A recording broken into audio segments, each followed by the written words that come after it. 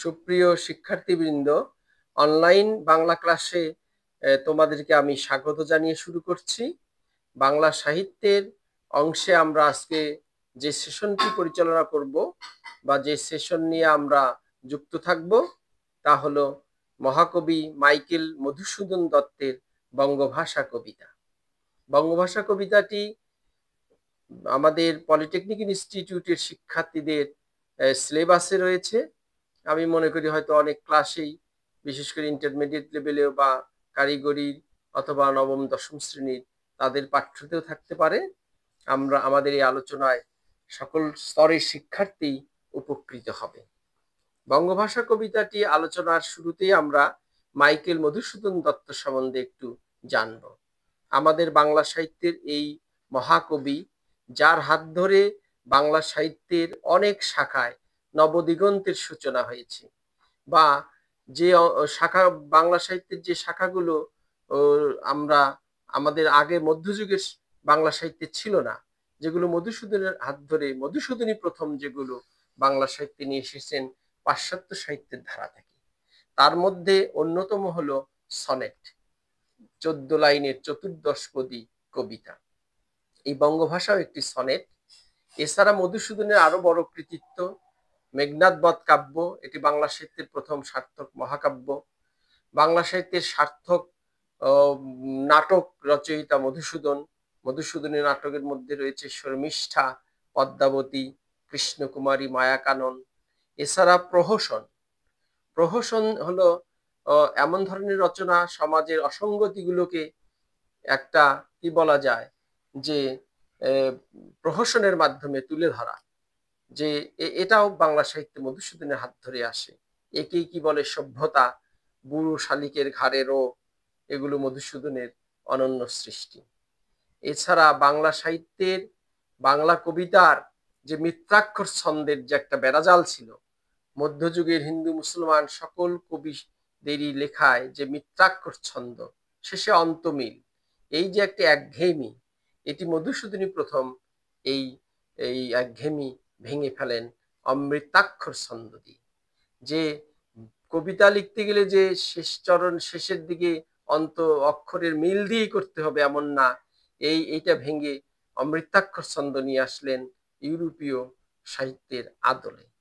আমাদের এই বহু ভাষাবিদ কবি, মহাকবি, যার জন্ম হয়েছিল যশোরের সাগরদাড়ি গ্রামে 1824 খ্রিস্টাব্দে এবং কবি মৃত্যুবরণ করেন 1873 খ্রিস্টাব্দে। তোমরা শিক্ষার্থী, আমরা মনে করি মধুসূদনের মতো আমাদের বাংলা ভাষা সাহিত্যে আমাদের এদেশের মানুষের জ্ঞান, বিজ্ঞান, শিল্প, সাহিত্য সমস্ত শাখায় তোমরাও বিচরণ করবে এবং তোমাদের মাধ্যমেও এখানে নতুনত্ব কিছু আসবে। যারা বিজ্ঞানের শিক্ষার্থী, তাদের মাধ্যমে ইনোভেশন আসবে, যে ইনোভেশন আমরা মধুসূদনের মধ্যে পেয়েছি, বাংলা সাহিত্যের যিনি নবধারার, নবযুগের সূচনা করেছিলেন। এই মধুসূদনের মাধ্যমে তোমরাও অনুপ্রাণিত হবে, তোমাদের হাত ধরে আমরাও নতুনত্বের স্বাদ পাব। আমরা এবার মূল কবিতায় যাব, কবিতাটি আবৃত্তি করব, তারপরে এর উপর একটা ব্যাখ্যা আমি দেব। বঙ্গভাষা, মাইকেল মধুসূদন দত্ত।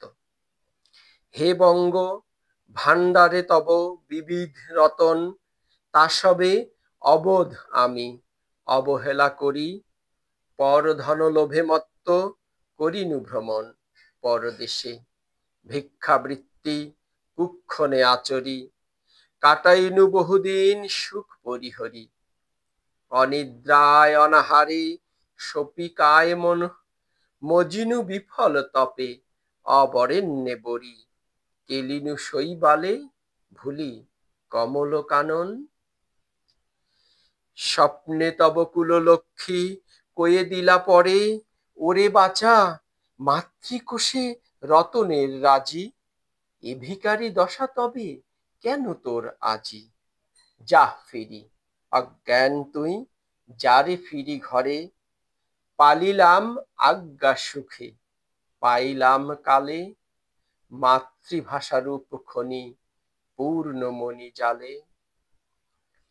এই যে 14 লাইনের এই সনেট চতুর্দশপদী কবিতা, এর প্রথম 8 লাইন হলো অষ্টক এখানে কবির ভাবের অভিব্যক্তি প্রকাশ পায়।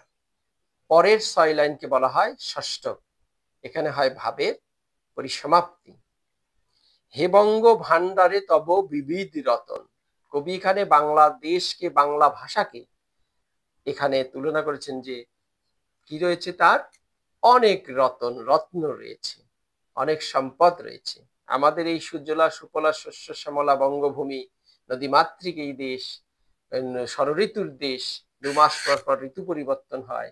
এছাড়া এর প্রাচীনতম যে সাহিত্য ঐতিহ্য, আমাদের সংস্কৃতিগত গৌরবময় ইতিহাস, এটা হচ্ছে কবির কাব্য চর্চার জন্য একটা রত্ন ভান্ডার। তা সবে অবোধ আমি, কবি নিজেকে অবোধ বলেছেন যে আসলে আমার বুঝতে দেরি হয়েছে।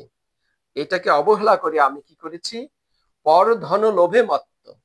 মানে ইউরোপীয় কবির ছোটবেলা থেকে একটা টার্গেট ছিল, তিনি ইউরোপীয় সাহিত্যের কবি হবেন, এবং সেই টার্গেটই তিনি এগিয়ে গিয়েছিলেন। এবং এই কবিতা তিনি রচনা করেছিলেন সেই ভার্সাই, সুদূর ভার্সাই নগরীতে বসে। ভিক্ষাবৃত্তি কুক্ষণে আচরি। আমাদের নিজেদেরও মনোকষ্ট হচ্ছে, কবি তার এই আচরণকে ভিক্ষাবৃত্তির সঙ্গে তুলনা করেছেন, যে নিজের দেশ, নিজের সাহিত্য, নিজের সংস্কৃতির পরিমণ্ডল বাদ দিয়ে কবি গিয়েছেন সে ইউরোপে, যেখানে কাটাইনু বহুদিন সুখ পরিহরি, অনিদ্রায় অনাহারে সপিকায় মন। কায় হচ্ছে শরীর, শরীর মন সবকিছুই যেন কি হয়েছে, শীর্ণ হয়েছে। মজিনু বিফল তপে অবরেণ্যে বরি, যা বরণের যোগ্য নয় তাকেই যেন কবি বরণ করেছেন। কেলিনু শৈবালে, বলছেন যে আমি সেই জায়গায় খেলা করেছি, শৈবালে, শ্যাওলার মধ্যে। প্রকৃত রাজহংস তারা কিন্তু শ্যাওলা বা এই পচা জলে বা এমন জায়গায় খেলা করে না। কোথায় করে, কমল কাননে। বাংলা ভাষা, সাহিত্য, সংস্কৃতিকে কবি বলেছেন এটা কমল কানন। স্বপ্নে তব কুললক্ষ্মী কয়ে দিলা পরে। ষষ্ঠকে সে কবি দেখলেন যে বাংলা দেশের বা বাংলা সাহিত্যের যে কুলদেবতা বা কবি, আসলে জীবন দেবতা, প্রত্যেকেরই কিন্তু অনুপ্রেরণাদায়িনী শক্তি থাকে। আমি, আপনি, আমরা সকলেই কারো না কারো দ্বারা অনুপ্রাণিত হই।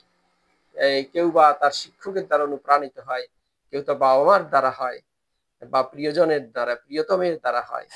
সেই বাংলাদেশের কুললক্ষ্মী কবিকে বলে দিচ্ছে যে ওরে বাচ্চা, তোমার মাতৃকোষের রতনের রাজি। তুমি যে সাহিত্যিক হতে চাও, তুমি নাম করা কি কবি হতে চাও, এর কাব্য চর্চার যে উপকরণ, এটা তো তোমার দেশেই রয়েছে, তোমার মায়ের কোলে, তোমার বঙ্গভূমিতে রয়েছে। সেইটা রেখে তুমি কি করেছো, ভিন দেশে এসেছো, পরদেশে এসেছো। এই জন্যই তোমার কি হয়েছে আজকে এই ভিখারি দশা। তাই এই বাংলাদেশের কুলদেবতা কবিকে যেন কানে কানে বলে দিচ্ছে যে যা ফিরি অজ্ঞান তুই, আরে বাচ্চা, তোমার মায়ের কাছে, তোমার নিজ বঙ্গভূমিতে তুমি ফেরত যাও। কবি কি করলেন, পালিলাম আজ্ঞা সুখে। আজ্ঞা মানে অর্ডার, অর্ডার। এই কুলদেবতার অর্ডার, কুললক্ষ্মীর অর্ডার, আজ্ঞা, নির্দেশ কবি পালন করলেন আনন্দ চিত্তে। পাইলাম কালে, কালে মানে সময় থাকতে। কবির তখনও সময় রয়েছে, জীবনের শেষ প্রান্ত হলেও কবির পরে মিনিমাম 10 বছর বাংলা সাহিত্য চর্চা করেছেন।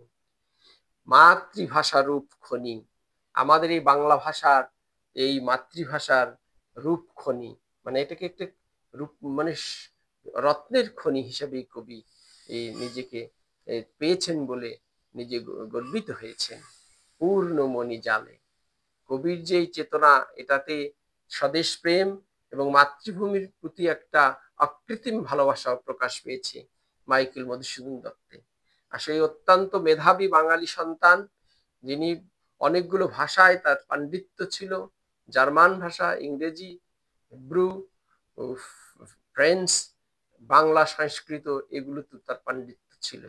এই পণ্ডিত মহাকবি তার এই সনেটের মাধ্যমে আমাদের বাংলা ভাষা, বাংলাদেশ এবং এই দেশের সভ্যতা সংস্কৃতির প্রতি তার অকৃত্রিম ভালোবাসার প্রকাশ ঘটিয়েছেন, তা আমরা এই বঙ্গভাষা কবিতার মাধ্যমে পাই। সেক্ষেত্রে এই বঙ্গভাষা কবিতার নামকরণ সার্থক হয়েছে। আমরা আলোচনার শেষ পর্যায়ে এসেছি। আমরা মনে করি তোমরা এর দ্বারা উপকৃত হবে। আর আমার সঙ্গে যারা যুক্ত রয়েছেন বা আবার নতুন করে যুক্ত হবেন, আমি মনে করি যে এর দ্বারা আমাদের শিক্ষার্থীরা যেমন উপকৃত হবে, বা যারা সাহিত্যানুরাগী যারা এই আমার সঙ্গে ছিলেন তারাও উপকৃত হবেন। এবং এই বিষয়ে নতুন কিছু জানার থাকলে বা ইচ্ছা পোষণ করলে কমেন্ট বক্সে লিখবেন। এ পর্যন্ত ভালো থাকবেন সবাই। আগামী সেশনে আবার দেখা হবে। রবীন্দ্রনাথের সোনার তরী কবিতা নিয়ে আলোচনা হবে। আপনারা আমার সঙ্গে যুক্ত থাকবেন। ধন্যবাদ সবাই।